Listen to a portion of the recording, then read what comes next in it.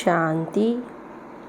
अभी तक तो हम लोगों ने अनेक यात्राएं की हैं, तीर्थ यात्रा, अनेक धामों की यात्रा। यह सब यात्राएं हैं जिस्मानी यात्रा। बाप जो सर्व का पतित पावन बाप है, रूहानी पिता है, हम बच्चों को एक नई रूहानी यात्रा सिखाते हैं।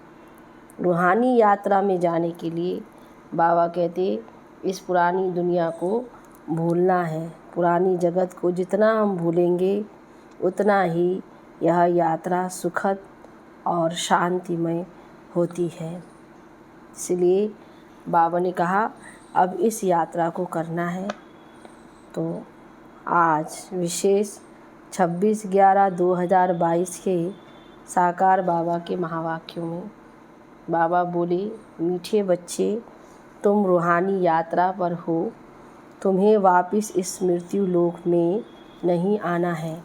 तुम्हारा उद्देश्य है मनुष्य से देवता बनना और बनाना। प्रश्न में 16 कला संपूर्ण बनने वालों की निशानी क्या होगी? उत्तर में वह अपनी झोली ज्ञान रत्नों से अच्छी तरह से भरकर दूसरों को भी भरेंगे। ज्ञान रत्नों का दान कर अपना मर्तबा ऊंच बनाएंगे। दूसरा, वह पक्के महावीर होंगे। उन्हें माया जरा भी हिला नहीं सकती। वह अखंड अचल शुरू से अंत तक चलते रहेंगे। दूसरा प्रश्न में है, पापों से मुक्त हो पुण्य आत्मा बनने की युक्ति क्या है? उत्तर में है, इस अंतिम जन्म की कहानी बाप को सुनाकर राय लो। साथ साथ बाप को याद करते ज्ञान रत्नों का दान करते रहो तो पुण्य आत्मा बन जाएंगे। सार गीत बजा है, भोलेनाथ से निराला कोई और नहीं है। बिगड़ी को बनाने वाले कोई और नहीं। ओम शांति। बाबा ने ओम का अर्थ समझाया है। बाप भी कहते हैं ओम शांति, ओम शांति। आत्मा का अपना स्वरूप व लक्ष्य शांति है। आत्मा का धाम शांत है।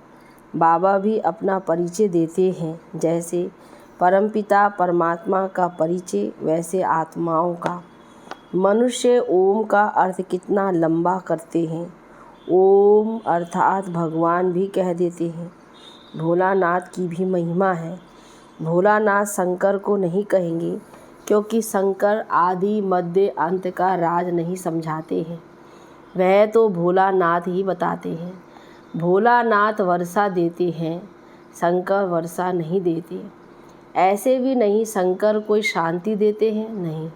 शांति देने लिए भी साकार में आकर समझाना पड़े। शंकर तो साकार में आते नहीं। भोलानाथ ही शांति, सुख, संपत्ति, बड़ी आयु भी देते हैं। हर चीज़ अविनाशी देते हैं क्योंकि अविनाशी बाप है। वर्षा भी अविनाशी देते हैं। ड्रामा को भी अविनाशी कहा जाता है।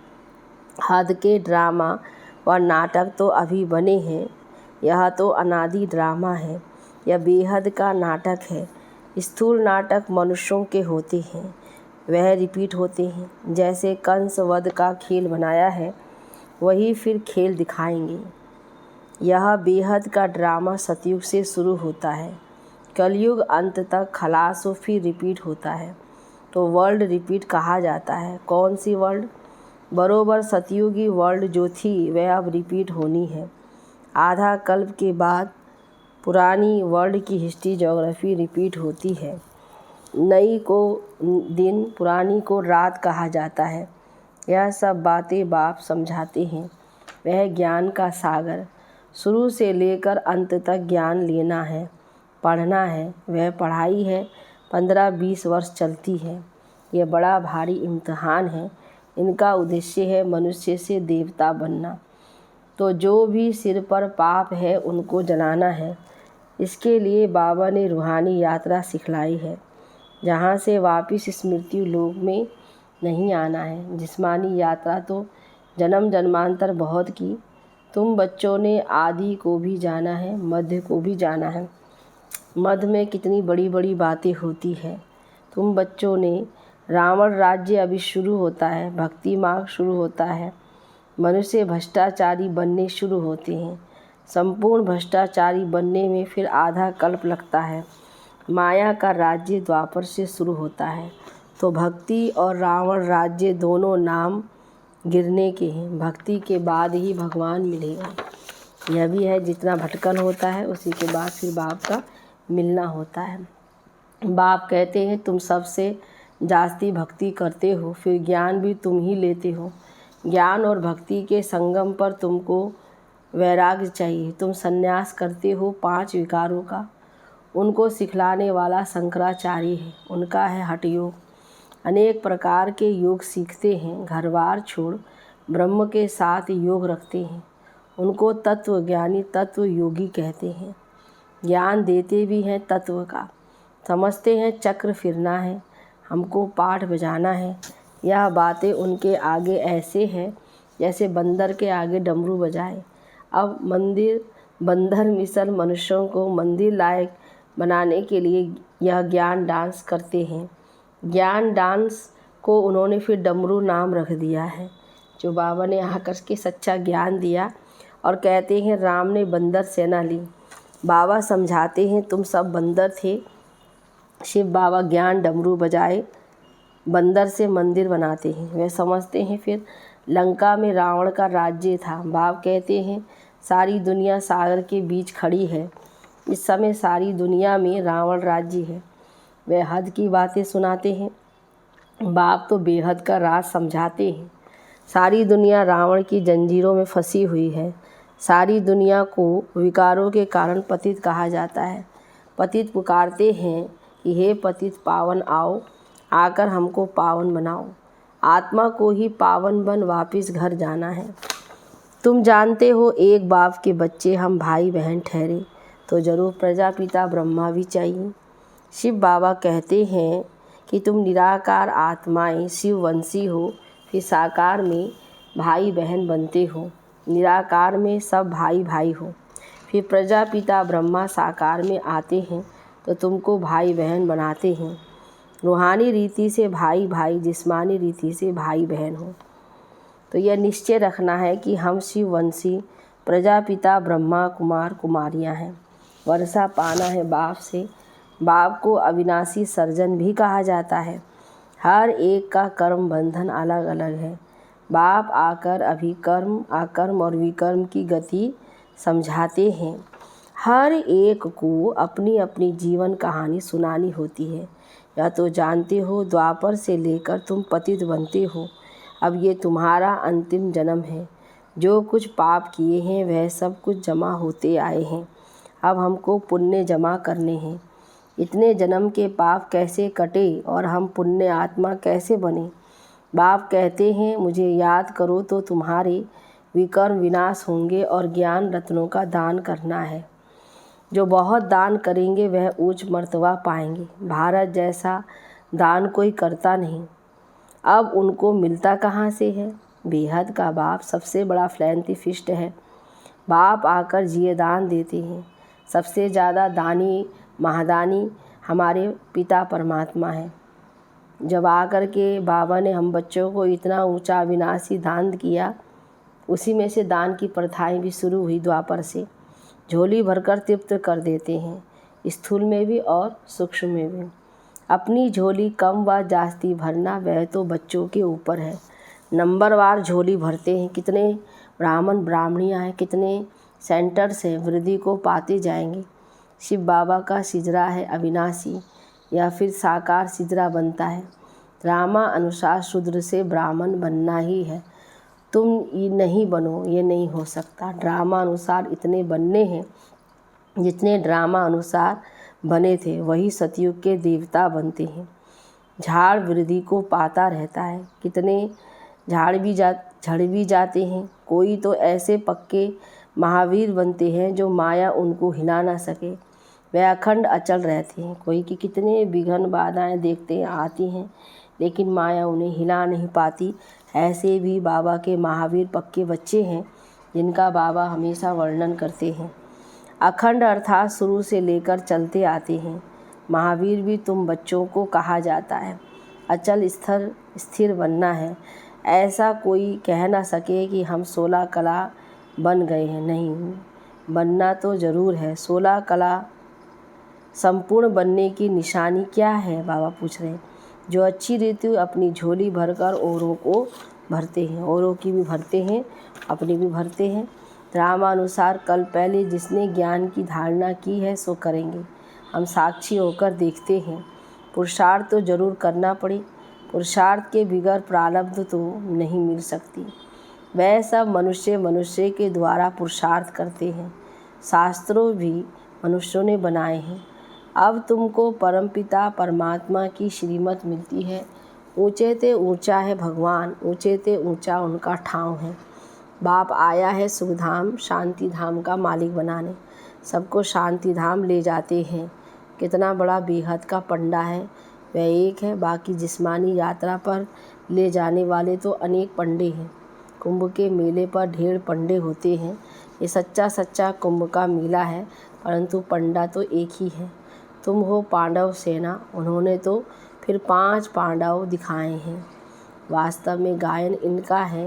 ये है शक्ति सेना, वंदे मातरम। मुख्य है भारत, ये सबका माता पिता है, सबको पावन बनाते हैं। श्री कृष्ण को तो सब नहीं मानते। श्री कृष्ण का नाम गीता में डालने के कारण भारत को इतना ऊंच तीर्थ समझते नहीं हैं। बाप कहते हैं गीता पढ़ते पढ़ते मनुष्यों की क्या हालत हो गई है। बाप तो सबको वर्षा देते हैं। ज्ञान तो अथाह है। सागर को स्याही बनाओ तो भी बेअंत अंत नहीं पाया जाता। गीता में शिव बाबा के बदले श्री कृष्ण का नाम डाल दिया है। अब तुमको अंधों की लाठी बनना है। बाप का परिचय देना है कि ऊंचे ते ऊंच कौन है। परम पिता परमात्मा। वर्षा किससे मिलेगा? उनसे। कल पहले भी ब्रह्मा द्वारा वर्षा लिया था, स्थापना हुई थी। वर्णों को जरूर फिरना है। तुम शूद्र से ब्राह्मण बनते हो। ब्राह्मणों द्वारा यज्ञ रचा जाता है, तो तुम हो सच्चे ब्राह्मण, वे है झूठे ब्राह्मण। भगवानोवाच मैं तुम बच्चों को राजयोग सिखलाता हूँ। यहाँ तुमको भगवान पढ़ाते हैं, वहाँ मनुष्यों को पढ़ाते हैं। सबको पहले बाप का परिचय देना है। परमपिता परमात्मा से आपका क्या संबंध है? कितना भी समझाओ फिर भी कह देते हैं परमात्मा सर्वव्यापी है, पत्थर बुद्धि है। अरे हम संबंध पूछते हैं, सर्वव्यापी का संबंध होता है क्या? प्रदर्शनी करते जाओ तो वृद्धि होती जाएगी। तुमको बहुत वोट्स भी मिलते जाएगी। बाबा लिखते रहते हैं धर्म के नेताओं आदि को निमंत्रण देना है, फिर पहरा भी पूरा रखना है। बाबा कहते इस तरीके से ज्ञान सुनाते रहेंगे तो तुमको वोट्स भी मिलेंगे, ऐसे उनको भी बताना है। अगर तुमने ये 2-3 बातें सिद्ध कर दी तो उन सब का धंधा ही ठंडा हो जाएगा। तो बच्चों को सर्विस ज़ोर शोर से बढ़ानी है। बहुत समझते भी हैं, परंतु बाहर निकले और खलास। सृष्टि चक्र को समझ ले वह मुश्किल है। ऐसे जो सही कर जाते हैं उनको फिर चिट्ठी लिखनी चाहिए। तो तुम फार्म भरकर सो गए क्यों? उनको पूछना। बाबा कहते तुम फार्म भरकर फिर सो गए क्यों? मेहनत चाहिए। परंतु ड्रामा अनुसार जो बच्चों ने मेहनत की है वह ठीक है। ड्रामा में जो भी था सो रिपीट हुआ। जितनी सर्विस बढ़नी थी, जितने ब्राह्मण बनने थे उतने बने हैं। वृद्धि तो होती जाएगी। कोई सेकंड में बाप को पहचानेंगे, कोई 7 दिन में, कोई फिर 1 मास में, कोई चलते चलते ठंडे हो पड़ते हैं, फिर संजीवनी बूटी से खड़े हो जाते हैं। बच्चे जानते हैं श्रीमत पर हम भारत को स्वर्ग बनाने के रिस्पॉन्सिबल बने हुए हैं। श्रीमत से स्वर्गवासी बनना है या खेल है। अब तुम शिवालय में चलते हो। पहले तुम स्वर्गवासी थे, फिर इतने जन्मों के बाद रावण ने नरकवासी बनाना शुरू किया। अब पूरे नरकवासी कंगाल बन गए हैं। बाबा कहते हैं तुम बच्चे स्वदर्शन चक्रधारी बनते हो, रावण का सिर काटते हो, रावण दुश्मन पर जीत पाते हो। रावण फॉरेनर है, हमारा राम राज्य था अब सारी दुनिया ने रावण से हराया है। ये शोक वाटिका है, सतयुग अशोक वाटिका है। यहाँ अशोका होटल फिर नाम रखा है। जैसे सन्यासियों ने शिव नाम रखा है, तो शिव और विष्णु की माला भी मशहूर है। कल भी बाबा वर्णन कर रहे थे। ब्राह्मणों की माला तो बन ना सके, ये है रुद्र माला। विष्णु की माला प्रवृत्ति मार्ग की है। मनुष्य कहेंगे इन जैसा पावन बनाओ। एम ऑब्जेक्ट सामने खड़ा है, तुम श्याम से सुंदर बन रहे हो, पुरानी दुनिया को लात मारते हो। श्री कृष्ण की आत्मा गोरी थी, इसलिए स्वर्ग का गोला उनके हाथ में दे दिया है। कृष्ण, नारायण, शिव सबको काला बना दिया है। जो शिव परमात्मा सर्व का रचयिता है, उसे भी जानते नहीं। अच्छा मीठे मीठे सिकिल दे बच्चों प्रति माता पिता बाप दादा का याद प्यार और गुड मॉर्निंग। रूहानी बाप की रूहानी बच्चों को नमस्ते। रूहानी बच्चों की रूहानी बाप दादा को गुड मॉर्निंग। नमस्ते बाबा, नमस्ते। धारणा के लिए मुख्य सार। पहली पॉइंट में बाप समान मनुष्य आत्माओं को जिए दान देना है। बेहद के बाप से दान लेकर दूसरों को देना है। महादानी जरूर बनना है। बाबा जैसे महादानी जरूर बनना है। दूसरे पॉइंट में स्वदर्शन चक्रधारी बन रावण का सिर काटना है। बेहद का वैरागी बन विकारों का संन्यास करना है। वरदान में है संगम युग पर सदा प्रत्यक्ष व ताज़ा फल खाने वाले शक्तिशाली व तंदुरुस्त भव। शक्तिशाली व तंदुरुस्त भव संगम युग की ही विशेषता है, जो एक की पदम गुणा प्राप्ति होती है और प्रत्यक्ष फल भी मिलता है। अभी अभी सेवा की और अभी अभी खुशी रूपी फल मिला, तो जो प्रत्यक्ष फल अर्थात ताज़ा फ्रूट खाने वाले हैं, वे शक्तिशाली व तंदुरुस्त होते हैं। कोई कमजोरी उनके पास आ नहीं सकती। कमजोरी तब आती है जब अलबेले होकर कुंभकर्ण की नींद में सो जाते हो। अलर्ट रहो तो सर्व शक्तियाँ साथ रहेगी और सदा तंदुरुस्त रहेंगे। स्लोगन में फॉलो एक ब्रह्मा बाप को करो, बाकी सबसे गुण ग्रहण करो।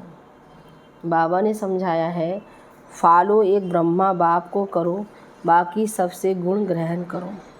आज का सोमान है मैं शक्तिशाली व तंदुरुस्त आत्मा हूँ। ओम शाह, ओम शाह,